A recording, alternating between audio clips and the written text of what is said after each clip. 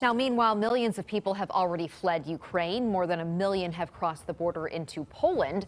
The U.S. is also on track to accept refugees, but there are some hurdles to overcome. We pray to God and we believe everything will be okay. Now, in the U.S., Ukrainians are leaning on faith during the fight for freedom. And tonight, a local pastor thanks communities for their support and says more will be needed in the coming weeks. News 2's Alex Dennis joins us with his request. Well, Haley and Bob, up to 100,000 Ukrainians and others fleeing the conflict in Ukraine are expected to arrive in the United States. Now, the Ukrainian pastor I spoke to says that he is overwhelmed by the local support he's received. Already, people are asking to house these refugees, but it's unclear when they will actually arrive.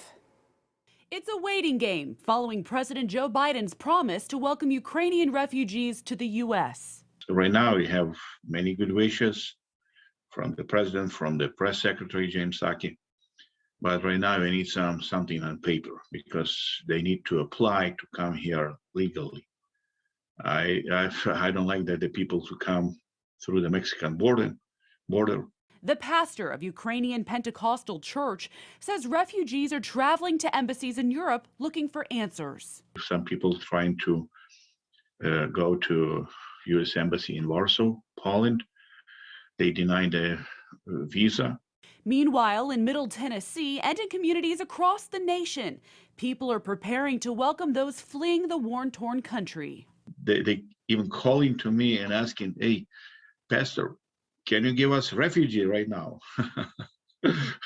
Because I have a house and I want them to come. I told him I don't have anyone right now because we're waiting for them.